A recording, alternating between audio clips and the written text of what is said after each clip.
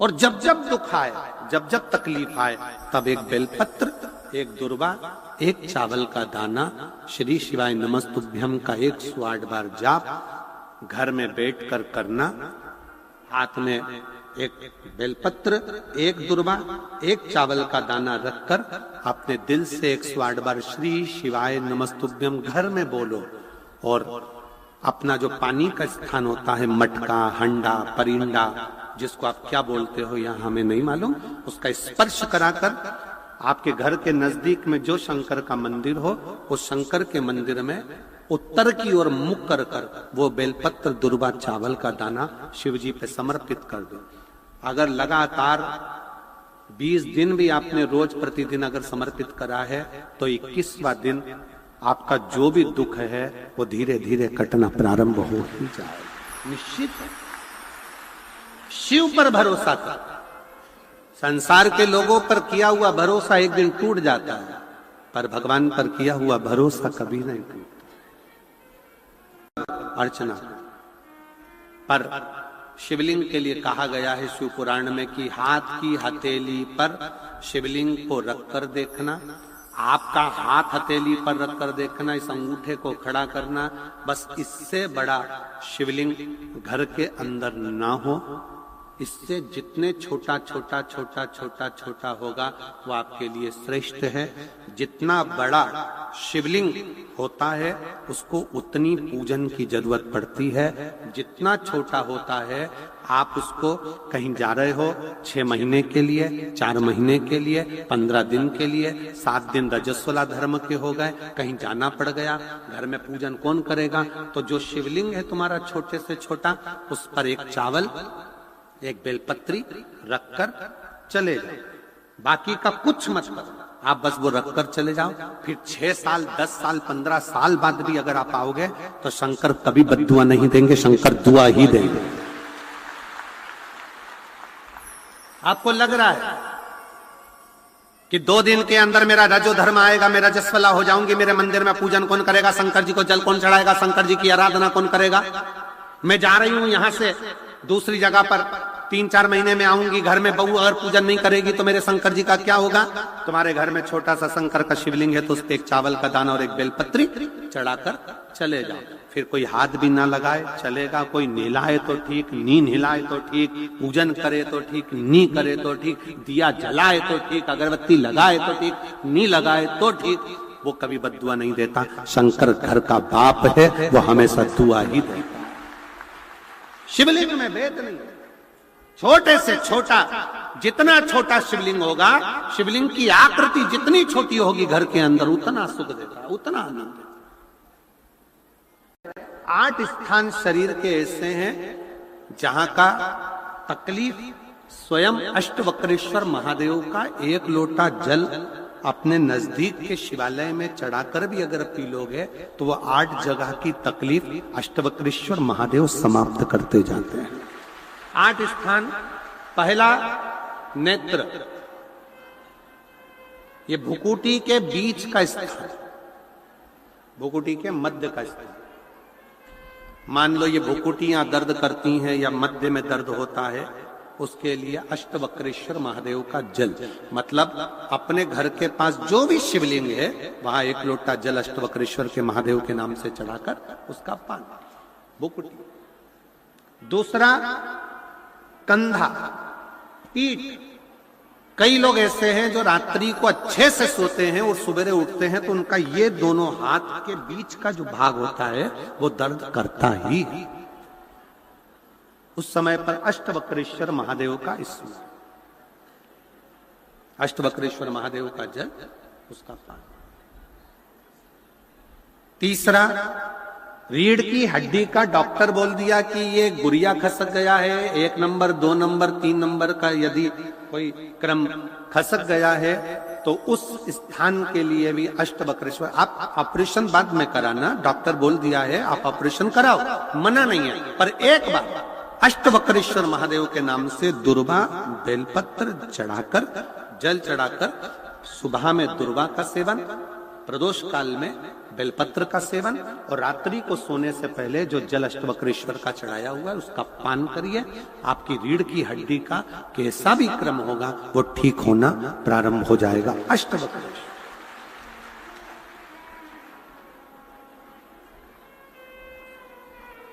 अष्टवक्रेश्वर। चौथा स्थान बताया, अगर चेस्ट में कोई तकलीफ आती है, चेस्ट में गांठ हो जाए या चेस्ट में कोई प्रॉब्लम खड़ी हो जाए, तो उसके लिए भी अष्टवक्रेश्वर महादेव का स्मरण किया जाता है। 2 छोटे छोटे पात्र में जल लिया जाता है, दोनों पात्र का जल एक साथ शिव पर छोड़ा जाता है। चेस्ट के लिए दोनों पात्र का जल छोड़ा जाता है और उस जल का पान नंदी के पास बैठकर किया जाता है अष्टवक्रेश्वर नाम से।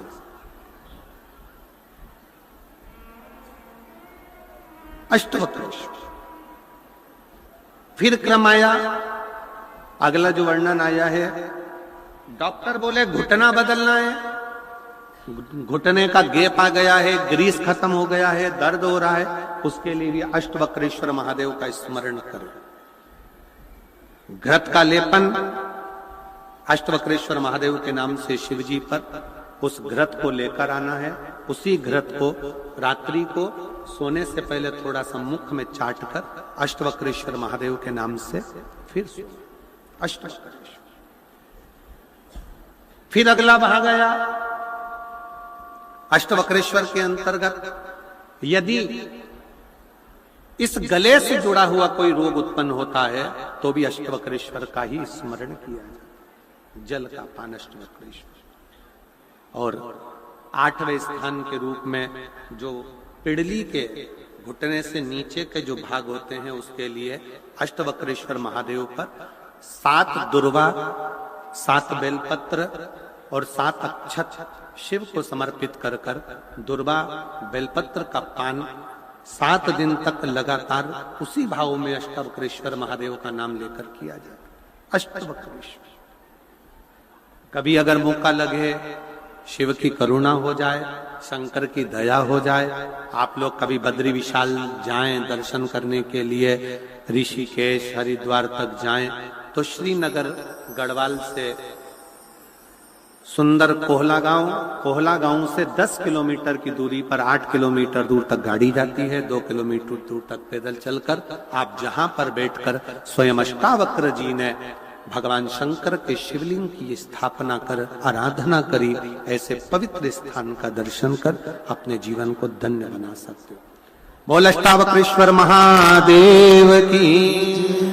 कर आराधना करी, ऐसे पवित्र स्थान का दर्शन कर अपने जीवन को धन्य बना सकते हो। बोल अष्टावक्रेश्वर महादेव की। 3 महादेव के नाम का स्मरण अच्छे से रखिएगा।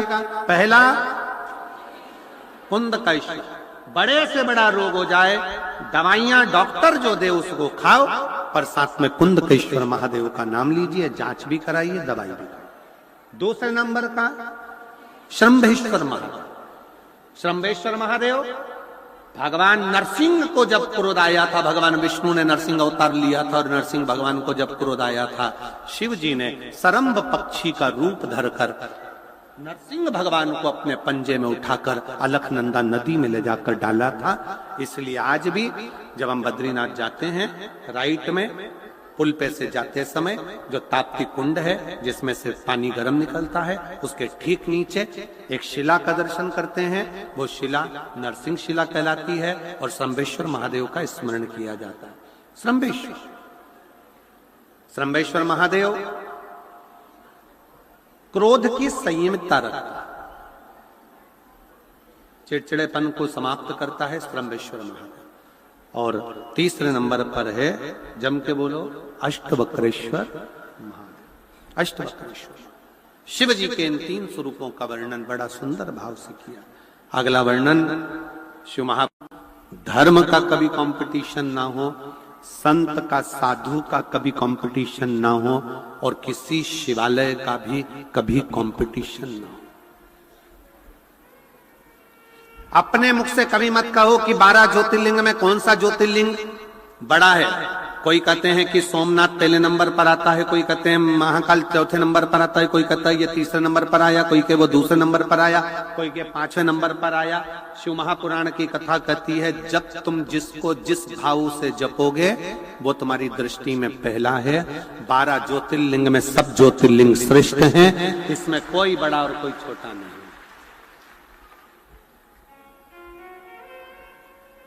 आपके ऊपर निर्भर करता है, ये आपके ऊपर निर्भर।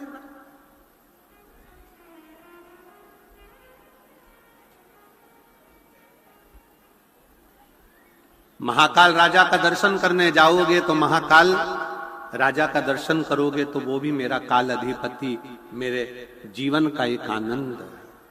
सोमनाथ जी का दर्शन करने जाइए, वो भी मेरा बाबा, जीवन का एक आनंद। मल्लिकार्जुन, रामेश्वरम, भीमाशंकर, त्र्यंबकेश्वर, ओमकारेश्वर, सब। कभी कोई शिवलिंग छोटा होता ही नहीं।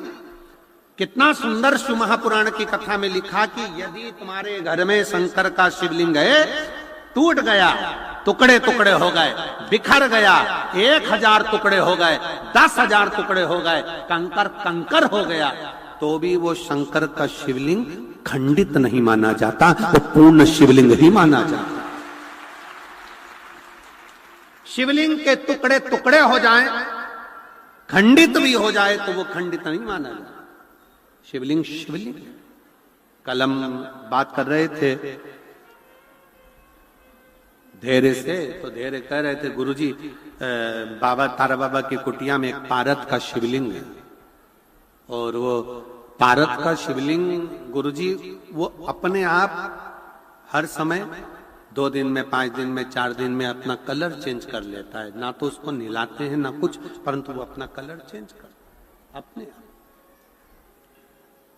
आप लोग एलईडी पर उसका दर्शन भी कर रहे होंगे, तो कलर चेंज कर लेता। कभी नीला कलर होगा, कभी पीला कलर होगा, कभी लाल कलर होगा, कभी कोई कलर हो जाए, उसका कलर अपने आप चेंज हो जाता। कोई लाइट से नहीं, लाइट जो लगी है वो लगी है अपनी जगह पर उसका स्वयं का कलर चेंज।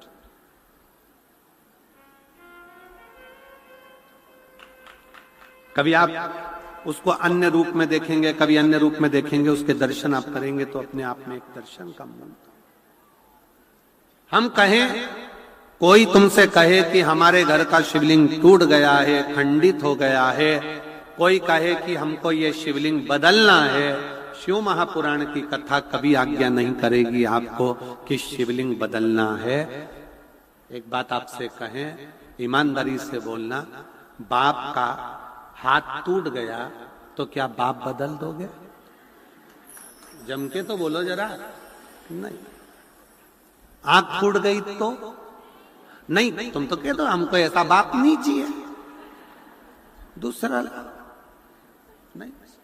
टंग टूट गई, एक्सीडेंट हो गया, फेस खराब हो गया, शरीर बेकार हो गया, कह दोगे कि नहीं चाहिए? ऐसा नहीं है। पुत्र को कुछ हो गया, हाथ में लग गई, पांव में लग गई, तो क्या पुत्र बदल दोगे? नहीं।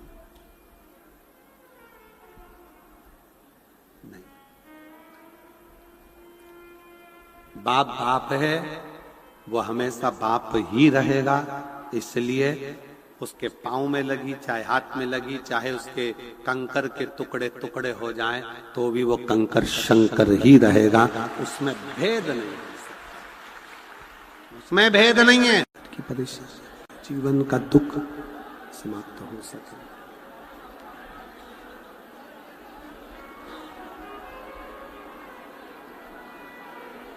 एक पंचाक्षर मंत्र नमः शिवाय, षडाक्षर मंत्र ओम नमः शिवाय, या श्री शिवाय नमस्तुभ्यं। अब जिस भी मंत्र का यदि जाप कर रहे हो, आप जिस मंत्र को पुकार रहे हो, आप जिस मंत्र से विनय कर रहे हो, वो मंत्र आपको अपनी मंजिल तक जरूर पहुंचाता। वो मंजिल तक जरूर लेकर जाता है।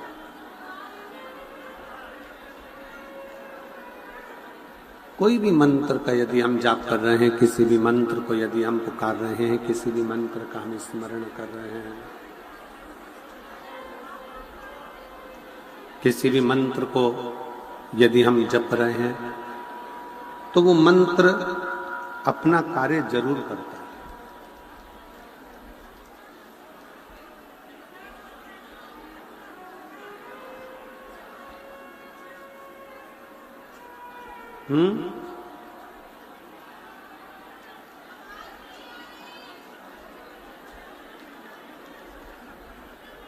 हो उसका भी पुण्य करोड़ों गुना प्राप्त होता है, करोड़ों गुना। कुबेरेश्वर धाम 12 ज्योतिर्लिंग के मध्य में जैसे एक घट्टी चलती है, चक्की चलती है, उसके बीच में जो कीला लगा रहता है, ऐसे 12 ज्योतिर्लिंग आसपास में और कुबेरेश्वर धाम मध्य में। उस पे भी आप कथा श्रवण करते हो तो 12 ज्योतिर्लिंग का पुण्य मिलता है।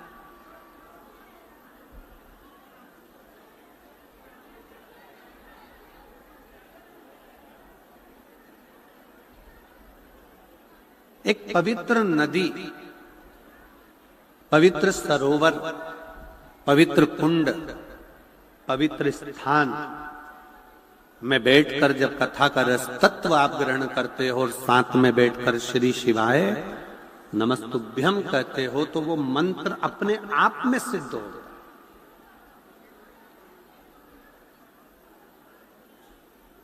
उस मंत्र को सिद्ध नहीं किया जाता, अपने आप सिद्ध हो जाता।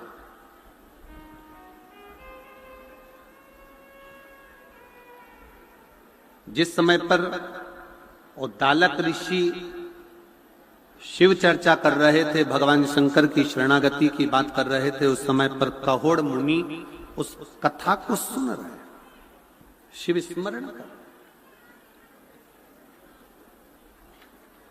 और कहोड़ मुनि के अंदर भी शिव तत्व आ गए, भगवान शंकर की शरणागति आई।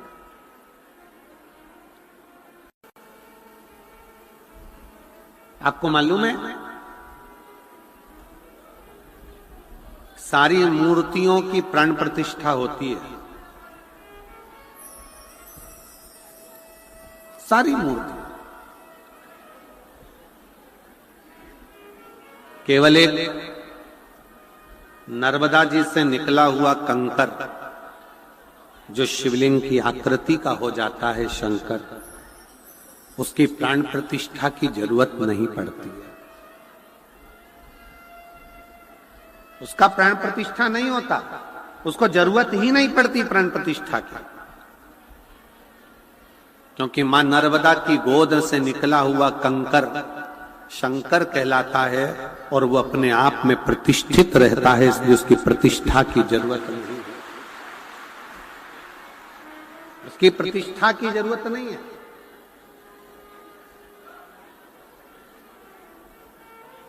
सियोर से कंकर लेकर आओ, उस कंकर की प्राण प्रतिष्ठा की जरूरत नहीं है। सियोर का कंकर लाए, कटोरी के अंदर रख दिया, पूजन करी, अर्चना करी, आराधना करी, 1 साल 1.5 साल बाबा से विनय करते रहे, काम सिद्ध हुआ, वापिस कंकर शंकर पहुंचा दिया।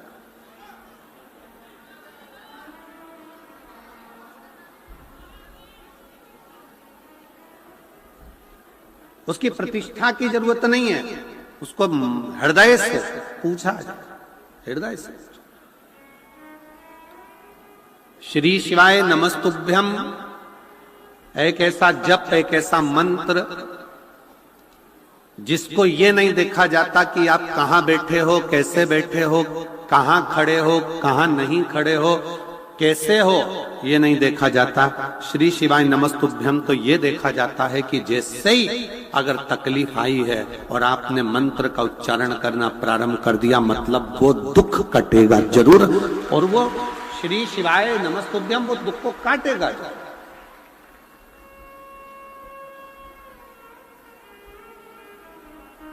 दुख कटेगा, कष्ट मिटेगा। एक मंत्र का उच्चारण जिसको हम सिद्ध कर लेते हैं साथ में बैठकर, वो मंत्र साधारण नहीं। पर एक बात और याद रखिएगा,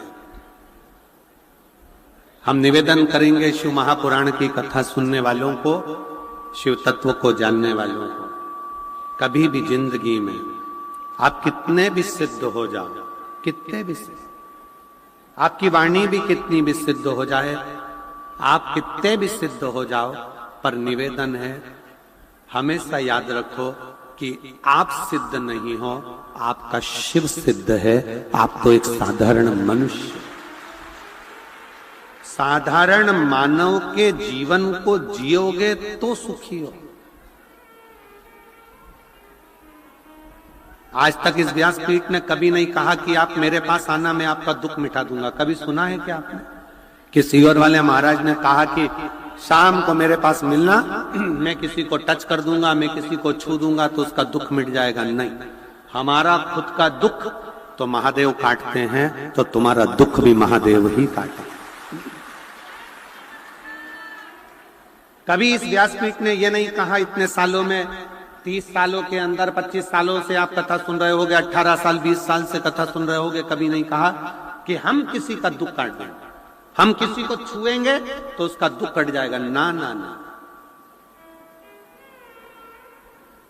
हमारा तो एक नियम भी इतना भारी है कि हम तो केवल महिलाओं से, जीजियों से, मेरी बेटियों से, मेरी माताओं से चरण भी नहीं छूने देते, क्योंकि आप मेरी बहन हो, मेरी जीजी हो। मेरा फर्ज बनता है कि मैं आपके चरण छूं, आप मेरे चरण छुओ, ये मुझे अच्छा नहीं।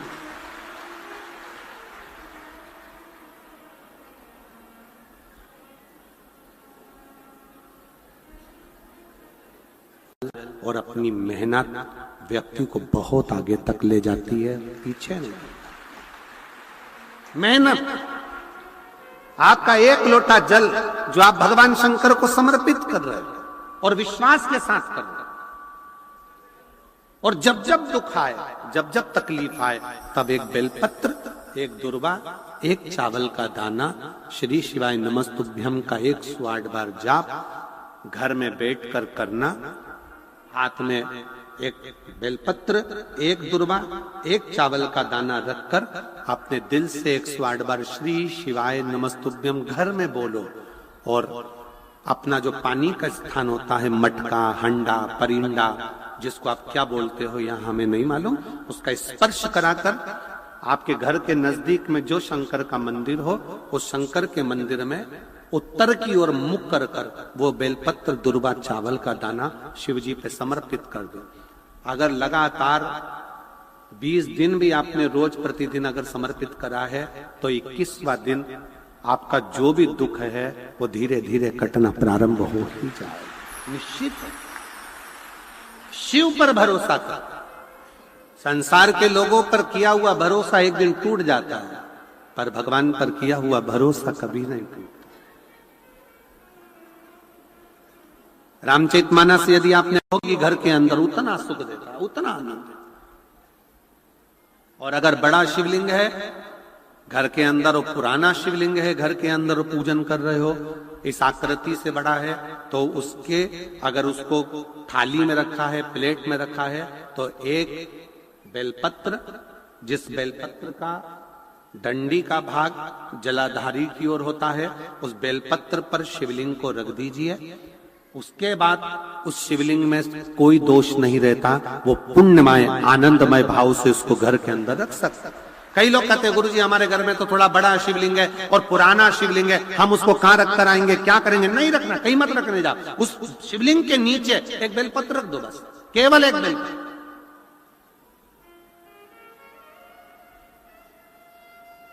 एक बेलपत्र उस शिवलिंग के नीचे रख दो, स्वीकृत।